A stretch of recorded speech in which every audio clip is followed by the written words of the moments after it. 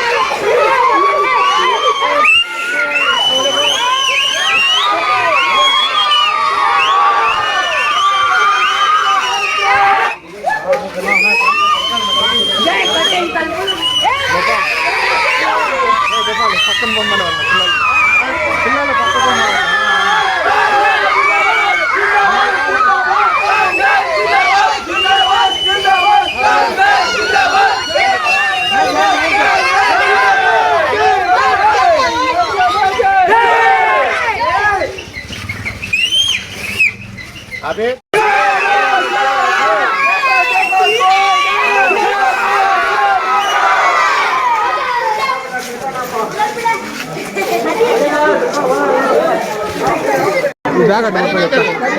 आगे चल को करती बोल को तुम यकीन है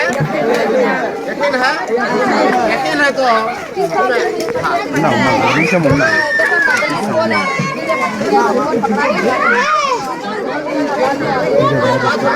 बोलो जरा जानती ना आएंगे जिनको तुम्हारा भरोसा है ना मेरे ऊपर, अच्छे से अच्छे काम करने की अल्लाह की मदद कर सकते और वापस तुम्हारी दुआ करो. अब रहा सवाल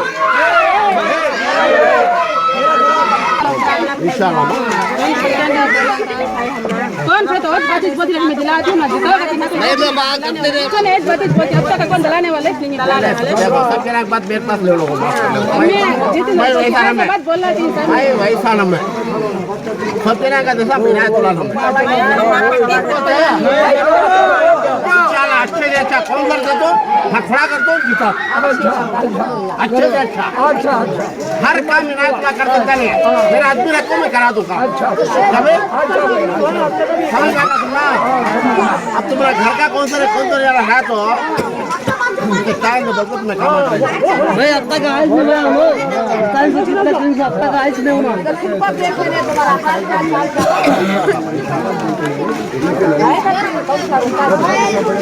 नहीं लो तो मालूम है बैठ कर अपना बात वोटर टाइम पर आता काउंसलर है, ज्यादा लोग बोला था चले